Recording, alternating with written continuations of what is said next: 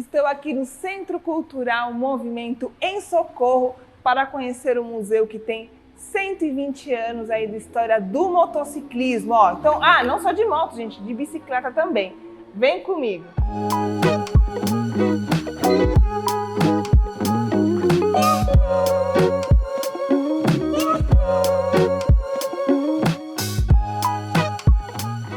Carlãozinho Coachman, o idealizador do espaço do Centro Cultural Movimento.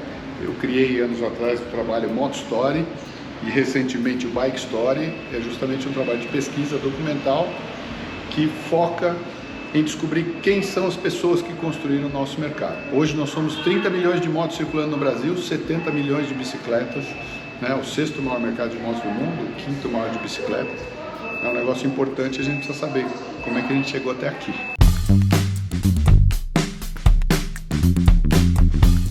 Trabalho quase 20 anos de pesquisa, né? Se resume não só esse espaço, mas assim, as principais peças eu trouxe para expor aqui.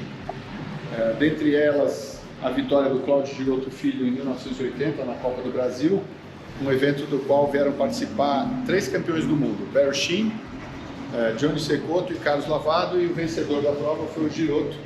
Quando ele bateu o recorde de Interlagos antigo nesse evento, um recorde que nunca mais foi batido em corrida. Esse recorde foi batido depois pelo Marco Antônio Greco, mas em treino.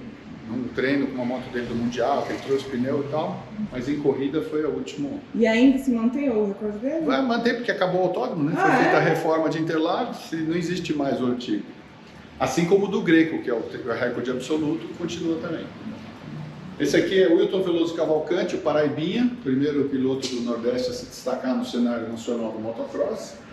Esse material veio de João Pessoa, veio muito mais coisas dele. O Paraibinha sofreu um acidente que acabou gerando a morte dele quando ele disputava o título, ele era o líder do campeonato. E naquele ano o Sasaki se sagrou campeão e ele também foi declarado campeão póstumo. Troféus da década de 20 que pertenceram à família Ceccarelli, esse na verdade do Constante Ceccarelli. Foi um campeão de ciclismo nos anos 10 e um campeão de moto a partir dos anos 20. Essa é a Taça Grumbach. Era uma corrida São Paulo-Ribeirão Preto-São Paulo. 800 km de terra. E o vencedor de 1923 fez em 10 horas e 40 minutos. E as motos, como que era? Suspensão ProLink? Tinha rabo duro, né? Uma suspensão bem rudimentar na frente. E detalhe, moto com sidecar. Nossa! Um piloto e passageiro. Aqui nós vamos passar algumas horas aqui falando do que está exposto aqui. Mas tem histórias importantes da família Scalona, Diego Scalona, o famoso San Diego da Suzuki ali na Pompeia, e o filho dele, o Zezinho, Zé Diego Scalona. O Zé foi o campeão paulista de ciclomotor em 1978, o ano da estreia do Alexandre Barros. O Alexandre estreou na última corrida do ano, mas o Zé foi o campeão paulista. O Alexandre estreou e venceu. E o Zé foi o campeão aquele ano. Em 79, o Alexandre já foi campeão do ciclomotor e aí a carreira foi adiante. Esse é o troféu do Enduro da Independência. O ano que vem a prova, vão pôr os nomes de todos os vencedores. O ano que vem a prova larga daqui de novo. Por isso ele já está aqui à espera do evento. E no dia 7 de setembro, deixa eu baixar meu volume aqui, no dia 7 de setembro teremos a 40ª edição do Enduro da Independência saindo de Socorro. Esse é o troféu que deu start ao meu trabalho, quando meu pai em 2004 foi homenageado por ter sido o introdutor do trial no Brasil, e eu descobri que muita gente naquele evento não sabia da participação do Carlão no trial, e eu tomei um susto, porque o Carlão foi quem começou a prática do trial aqui. Eu não podia imaginar que as pessoas do meio do esporte não sabiam disso. E aí comecei esse trabalho de resgate histórico para que a história não se perdesse. Esse troféu e medalha do Rafael Pasqualin da Ilha de Man, nosso amigo Rafa. Para quem não conhece a Ilha de Man, aquela prova que acontece em estradas, né? Road Racing, uma coisa assustadora que está registrada aqui. A média de velocidade dele, que foi neste evento o 35º, e a média de velocidade dele é quase 200 km por hora, média. Esse é o troféu mais incrível que eu já vi na minha vida, o troféu de moto.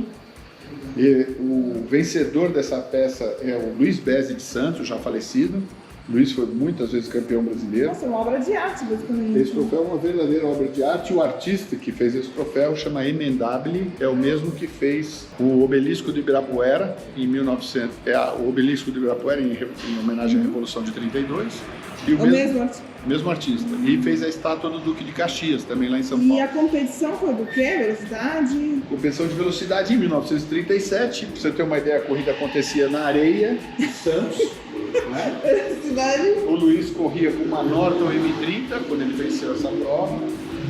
E ele precisava vencer 3 vezes seguidas para ficar com o troféu. Ele venceu logo de cara. O cônsul da Itália, que foi quem encomendou, não queria entregar o troféu, deu maior pau, envolveu advogado. Mentira! Mas agora está na família e quem não cedeu foi o coronel. Mas por que qual que era a treta? O coronel Bezzi. Porque ele não imaginou que uma peça dessa fosse conquistada logo de primeira por um cara que ia vencer as 3 corridas. A ideia é como a taça Jules Rimet do futebol, né? Quando a gente foi tricampeão do mundo, quem vencesse 3 vezes ficava com a linha definitiva. Isso era comum naquela época. Só que ele mandou fazer essa obra de arte e falou, ninguém vai ganhar, né? O cara ganhou de cara.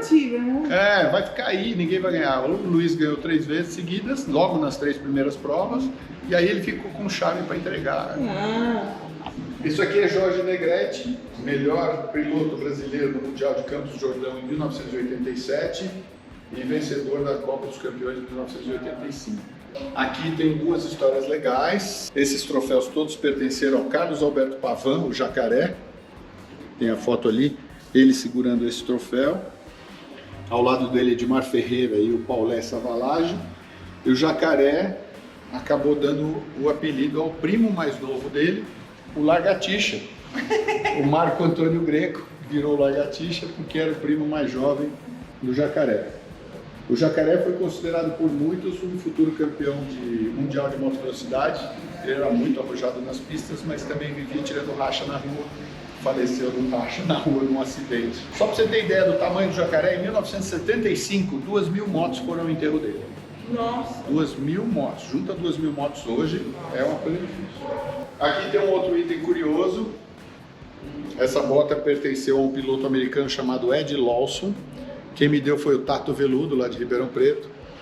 Quando o Tato me deu a bota, eu falei, mas Tato, eu faço a história da moto no Brasil. Aí ele falou, Carlãozinho, Grande Prêmio de Goiânia de 1988, pode olhar que ele tá com essa bota no pé. Aí, ó, veio pra cá. Veio pra cá. Então, guarda lá. O troféu da primeira edição do Rally dos Sertões. Ai, que lindo! Lindo, ó, o mapa do Brasil e um cactus. Nossa, que lindo! Quem organizou essa prova foi Dionísio Malheiro e quem venceu esse troféu foi o Maurício Fernandes, da 2W, importador Husqvarna. Maurício venceu a categoria maratona naquela edição, correndo de DT 180. Eu acho lindo esses troféus que são, parece obra de arte, porque dá vontade de guardar mesmo, né? Não que os outros não sejam bonitos, mas esse daí, igual aquele, realmente, uma peça muito bonita. Ah, olha esse daqui. Nossa, que da hora esse daqui da Dakar, adorei.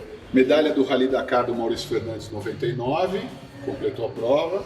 Medalha e troféu do Luiz Careca, Luiz Mingione, 2002. Ele venceu a categoria 250, aliás, foi a única do 250 a chegar. Então aqui está um troféu e medalha. E o capacete dele, né? Eu te mostrei lá na recepção, a gente gravou as faixas do Felipe Carmona. Felipe Carmona, Edgar Soares e companhia fundaram em São Paulo o que ficou conhecido como Esquina do Veneno, que hoje a gente conhece como a Boca, lá General Osório com Barão de Limeira. Essas medalhas pertenceram ao Felipe Carmona, são da década de 40 e 50, onde aqui ainda havia a Federação Paulista de Ciclismo e Motociclismo, eram juntos. Depois, quando separou moto de bicicleta, esse ficou o primeiro símbolo da Federação Paulista. E essas medalhas são do Nelo Carmona, filho dele. Rogério Nogueira, campeão de Supercross de 1992, hoje deputado estadual. E o capacete que ele usou no Motocross das Nações também, ele foi representando o Brasil.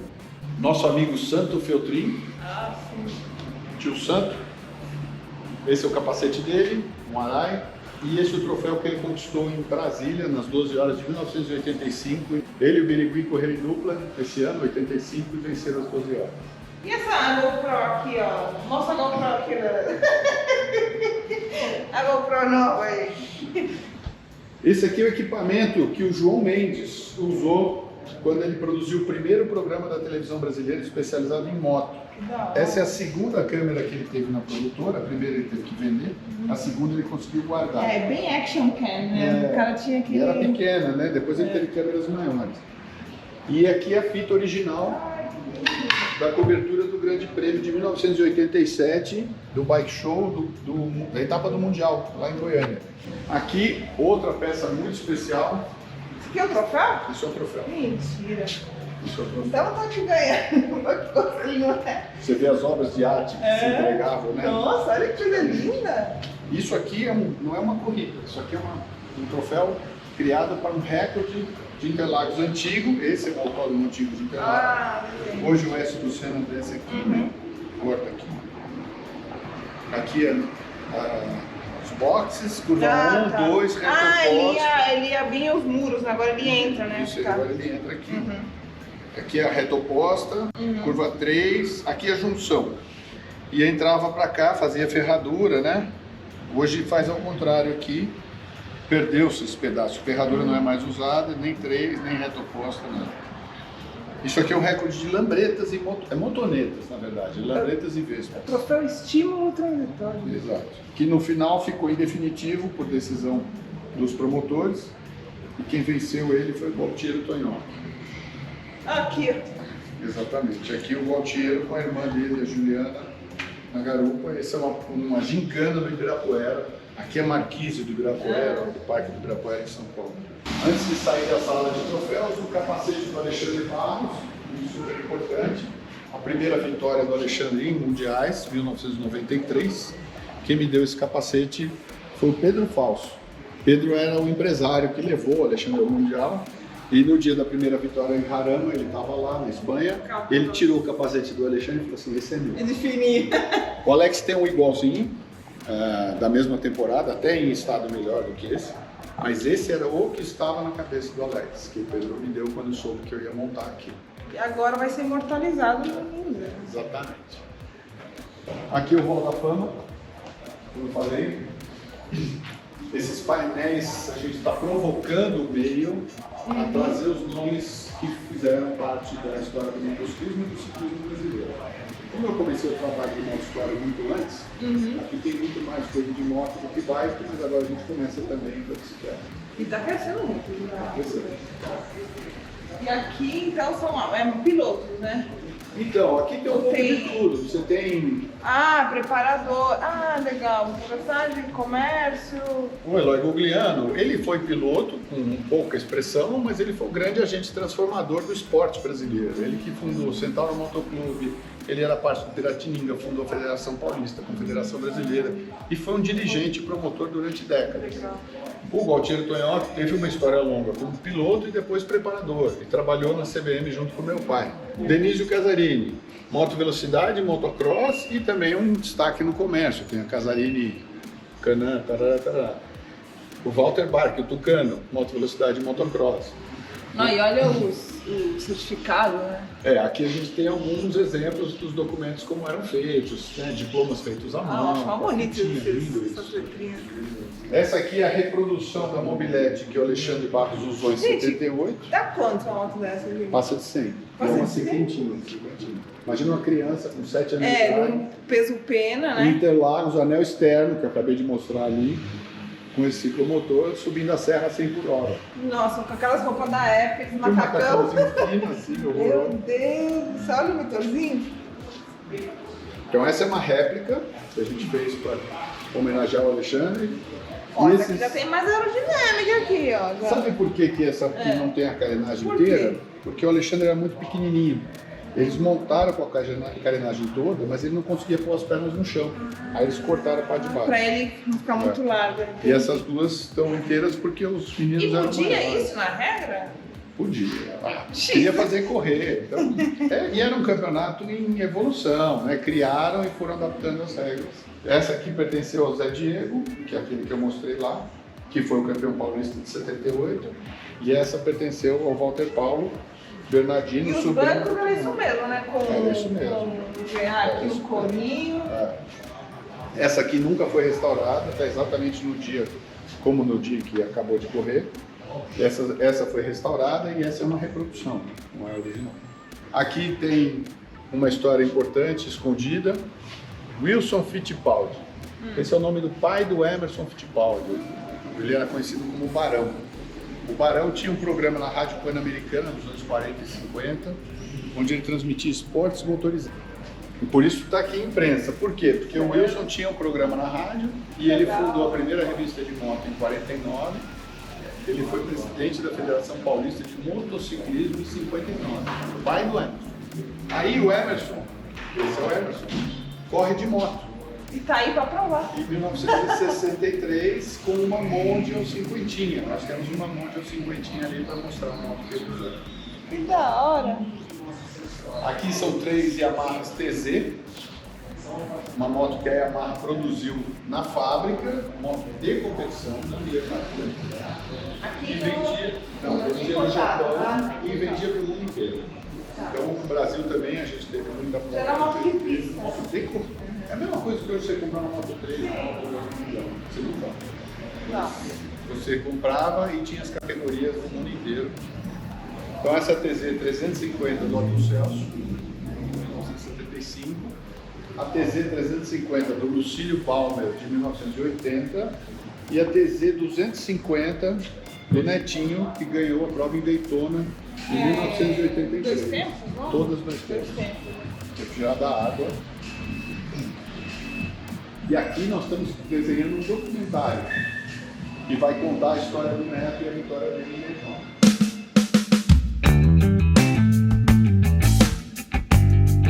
E aqui a primeira Honda CG 125, produzida em Manaus, 1978. A CG Bolinha, que é uma música do Pelé lá fora. A CG Fórmula Honda de 1978, aqui 76, 78. A primeira moto a álcool.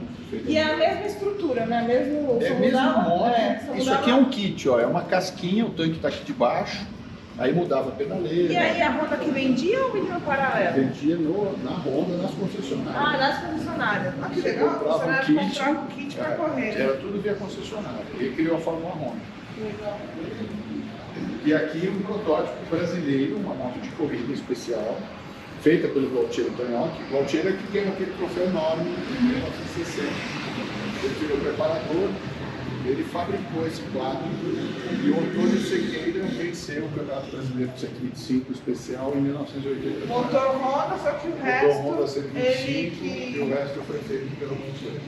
É muita moto e a moto que nunca nem vi. Aqui o galão. Pô, parece as limas da Royal, né? Tipo, é guia daqui da minha. Nunca vi essa BM aqui. Eu tinha visto. Esse é o Carlão. Essa BMW é de 1939. Essas duas são a mesma moto, só que a versão militar e a versão civil. Nossa! Tudo aqui é original, Segunda Guerra Mundial, metralhadora, caixa de munição, tudo. E esse sidecar tem tração nessa roda aqui. Tem tração 2x3. Tem tração nas duas rodas traseiras. E tem aí, marcha reta ali. eu nunca, agora uma curiosidade, nada a ver com o museu, mas assim, nunca pilotei uma sidecar, né? Só que comanda, que o cara não Sim. faz nada, ele só mais pro contrapeso. Nesse Só caso, tira. E aí a tração, ela tá ligada com a a tração roda. tem um eixo cardante. Nesse caso, Uhum. né, que são poucas os sidecars que tem tração também na roda. Mas nesse caso, como era um uso militar, ele tem um eixo cardante, um diferencial que traz a tração aqui. Nossa, E ela tem a alavanquinha de marcha e aí a ré. pessoa trouxe mesmo mais pro bolso, não nem queria rodar, nem ia ver pesado. Essa aqui foi encontrada aqui no Brasil, nesse estado, que pertence ao Mauro Letícia. Essas duas BMW são do Dick Oliver, que é um apaixonado por história, um cara de família Meu, alemã. olha isso aqui, é interessante, né? Porque a gente não...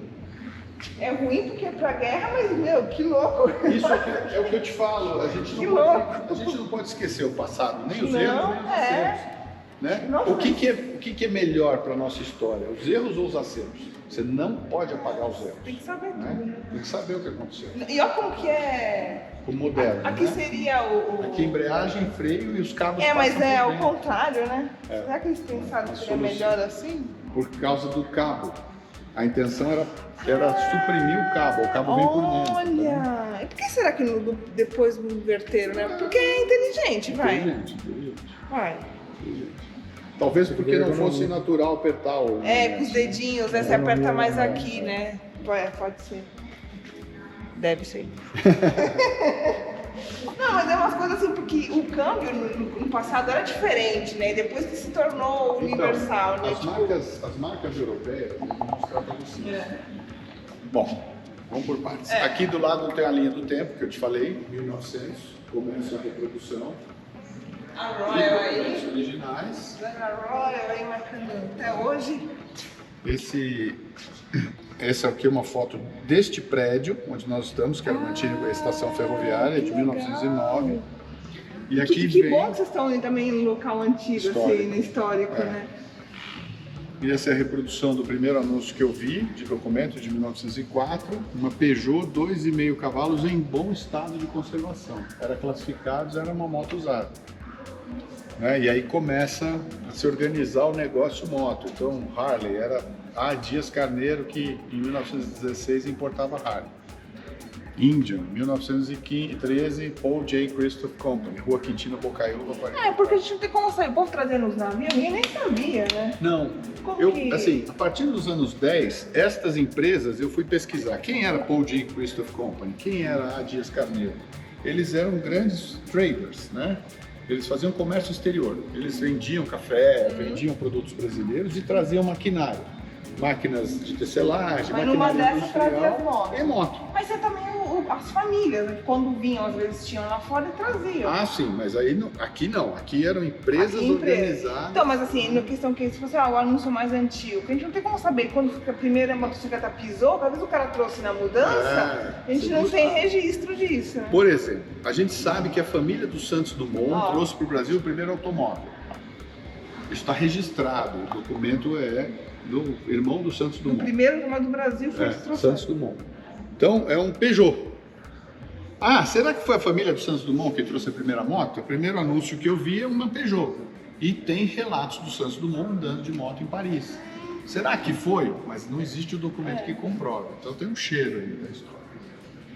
Aqui nos anos 20, aquela prova que eu falei, São Paulo, Ribeirão Preto, São Paulo. Nossa. Aqui o importador da Harley já era João Gal, Casa Harley, Praça da República, número 16. São Paulo, Ribeirão Preto, São Paulo, 800 quilômetros. 10 horas na moto. Com sair de carro. 10 horas numa moto dessa. 10 horas e 40 minutos. Agiteia. Era isso aqui. Aqui vem Revolução de 1932.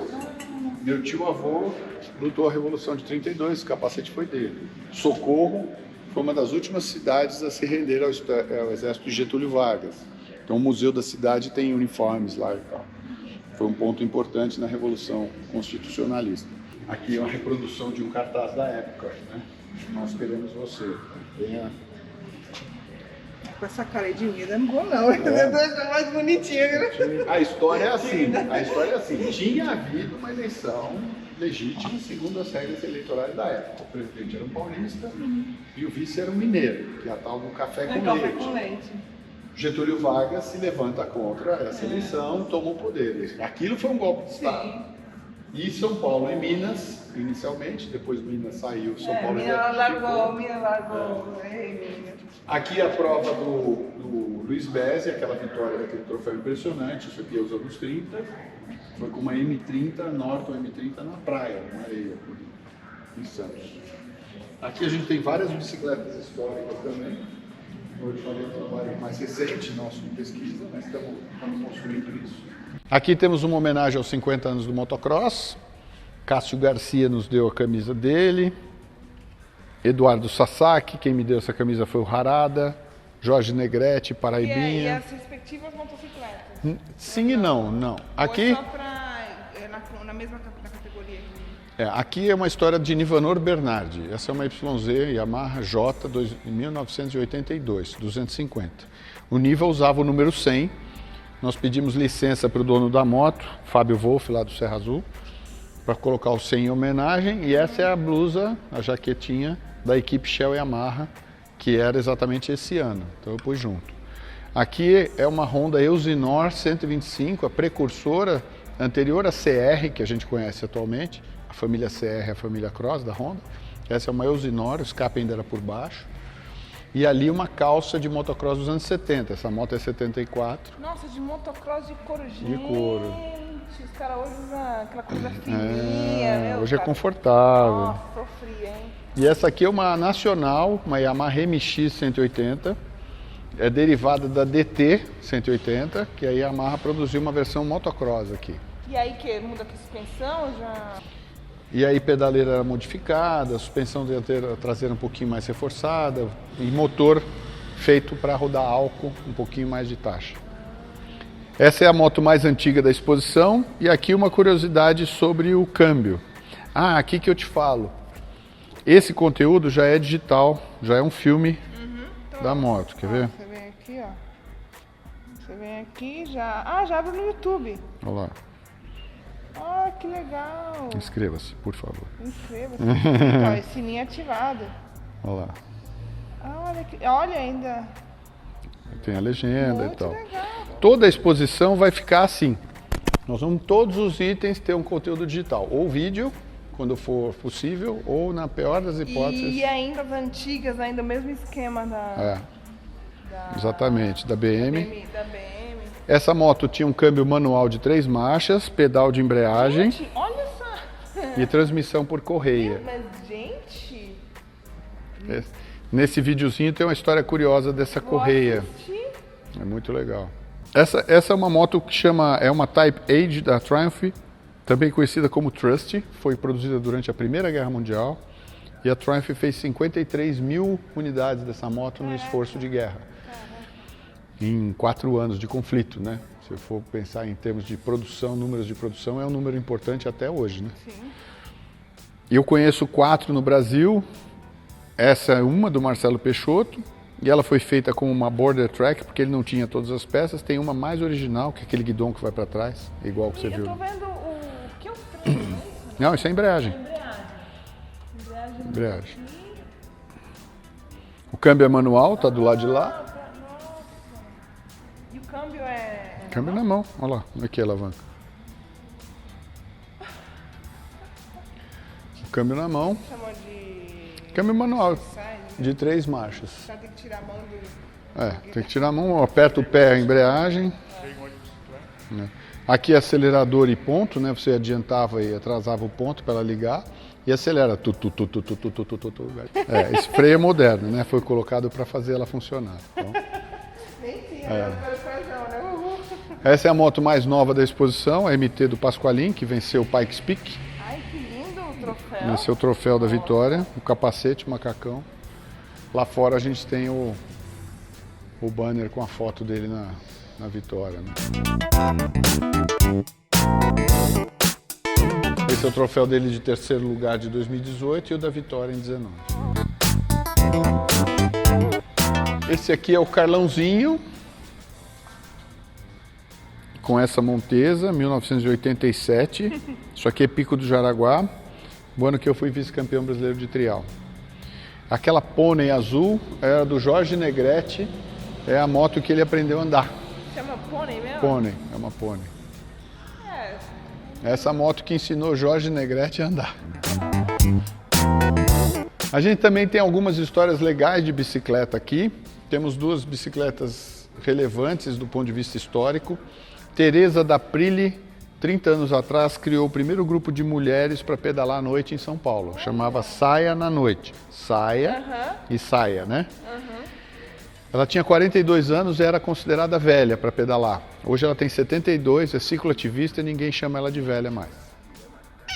Como muda, né? Como muda. E essa aqui, a Rádio Eldorado em São Paulo tinha o Bike Repórter nos anos 90. O primeiro Bike Repórter foi o Arturo Alcorta, depois a Renata Falzoni foi também.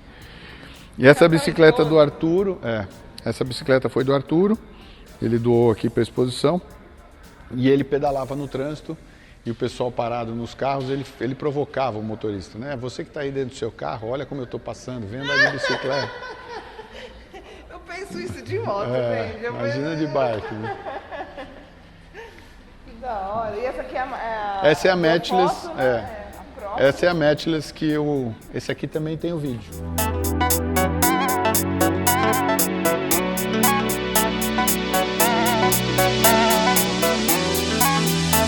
Essa é outra bicicleta super especial, histórica.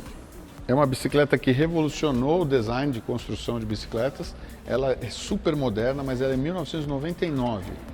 Era um quadro de composite e ela foi usada pelo Márcio Ravelli no Mundial de Mountain Bike na Suíça, em 99.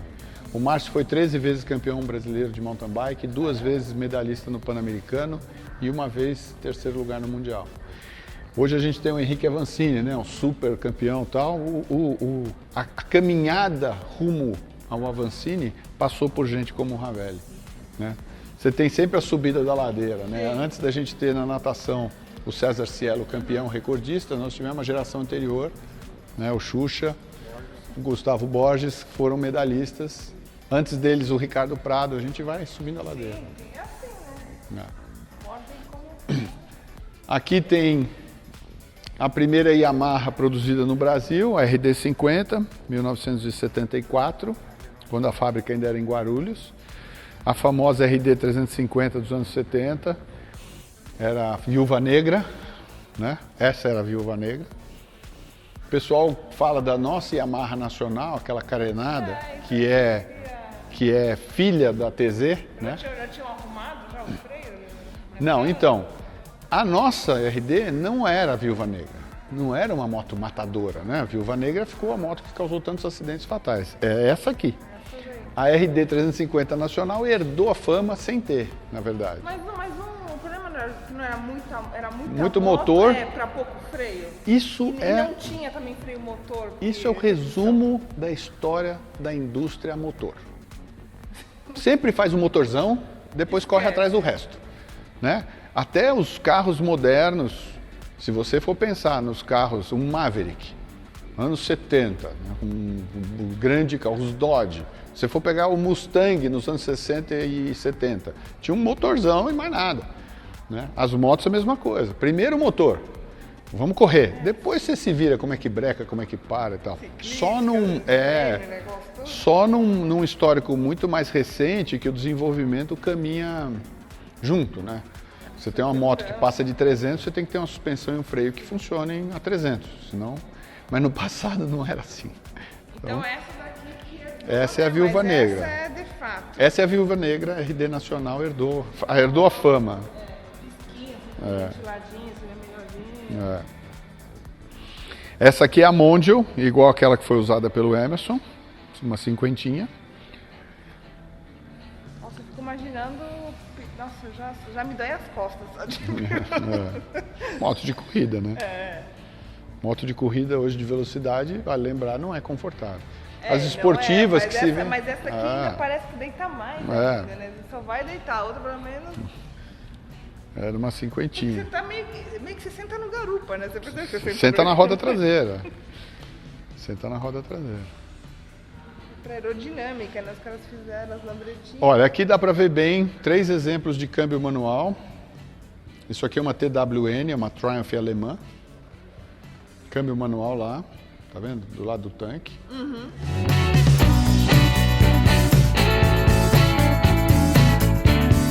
Aqui uma BMW, anos 30, também câmbio manual. Essa aqui parece ser mais fácil de evolução, né? Eles iam achando soluções, melhorando a posição do câmbio. Isso era toda a suspensão traseira, né? Rabo duro, era tudo na mola do banco.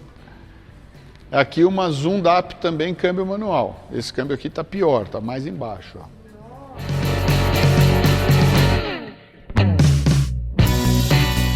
Uma Zundap, década de 30 também, câmbio manual, chassi estampado. Curiosidade, né? Você fazia apertando o eixo da suspensão dianteira, você aumentava ou diminuía a frequência da mola, simplesmente dando mais pressão. A mesma coisa na mesa. Quando você estava andando mais rápido, aperta a mesa, então ela responde mais lentamente e fica mais estável. Ah, vou andar na rua, na cidade, preciso virar mais fácil, solta a mesa. Hoje em dia a gente tem os amortecedores de direção. Então eles faziam isso mais nas junções, no chassi do você que na própria você resolve dando pressão no rolamento. Aqui e aqui. Um atua na suspensão e outro na direção. E aí uma curiosidade, para essas marcas europeias, Quando o câmbio sai da mão e vai para o pé, ele fica do lado direito. Hoje seria o freio. Hoje a gente vê o freio. Então, o câmbio está aí no pé direito. Essa aqui é uma Sunbeam, também vendida na Mesbla nos anos 50. Linda. Aquela Matchless do Secarelli, câmbio no pé do lado direito. Por quê? Porque a engenharia do câmbio já estava com a engrenagem para o lado direito. Você tinha a mão do lado direito, que a maioria das pessoas é destra. Quando desceu para o pé... Quem inventou? Você sabe quem inventou o câmbio no pé? Não, essa informação não tem. Quem que desceu, quem foi a primeira marca? É o motor boxer, né? Esse era um motor boxer Zundap e esse é um motor BMW monocilíndrico. Aqui é porque eu nem... Zundap. Nunca ouvi nem falar dessa marca. Zundap é a marca. Não, mas é de, sabe que nacionalidade? Alemã. Alemã, né? Alemã, importante, super importante. Coisa alemã. Que é uma CZ, a fábrica era CZ, uma fábrica da antiga Tchecoslováquia. Que diferentona. Se você lembrar dos quadrinhos do Flash Gordon, ela lembra muito os desenhos do Flash Gordon. Parece uma nave espacial, né? Essa aqui é uma motoneta muito legal, um projeto brasileiro, isso é um design brasileiro, chamada Saci, em homenagem ao Saci Pererê. Tá vendo? Ó? Saci, super motoneta. Ela é fabricada em São Paulo pela Carrocerias Grace. Bonita. Linda. Bem mais bonita que a outra. Eu acho o design lindo, mas ela não era muito boa. A suspensão era um coxinho de borracha, acabou não funcionando muito bem, eles descontinuaram.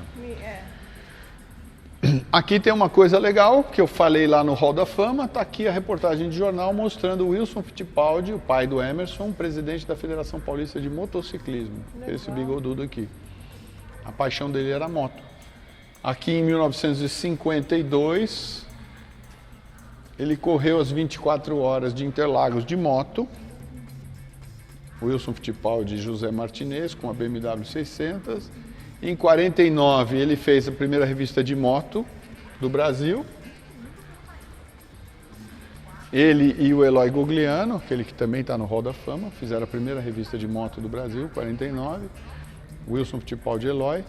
Em 63 o filho corre de moto, a mãe descobre, moto não, morro de medo. O Emerson vai correr de carro, bicampeão da Fórmula 1. Ok, quem sabe de moto talvez não fosse assim, mas de carro deu certo, né? Aqui outras 3 bicicletas icônicas, né? A mais famosa delas, a Caloi 10, famosíssima nos anos 70. Essa aqui está original, nunca foi restaurada. Muito rara a Caloi 10 jovem, que era de criança. E eu me surpreendi a quantidade de visitantes que vieram aqui, que falaram assim, eu tive uma. Não era uma bicicleta fácil, né? A Caloi 10 vendeu muito. A Caloi jovem já não foi uma produção tão grande. Mas o pai que tinha dinheiro comprou um negócio pro filho, para ir todo mundo de juntinho, né? Sempre é assim.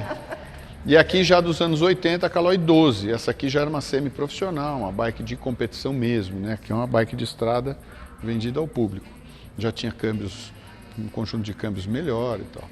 Então é isso, espero que você tenha gostado do vídeo. Se você já andou em alguma das motocicletas que eu mostrei aqui, escreve nos comentários, manda para todos os seus amigos. É muito importante a gente relembrar, manter nossa história viva. Muitas coisas que eu não conhecia, então é importante para relembrar e também para conhecer. O museu ele é permanente, fica aqui em Socorro. Eu vou deixar aqui no vídeo e também na descrição a sugestão de hospedagem do hotel que eu fiquei, que é muito legal. E também sugestão para almoçar, passeios e muito mais. E uma coisa bacana, gente, desse museu que eu achei, além de ter a questão do QR Code com a conectividade, é que a pulseirinha aqui, essa daqui, vale para o dia inteiro. Então é bacana que você pode vir aí com sua família, com o grupo de motociclistas, vai almoçar, volta, encontra a galera. Então você pode voltar quantas vezes quiser. Então é isso, se inscreve no canal se você ainda não é inscrito. Até a próxima, Moto Beijo!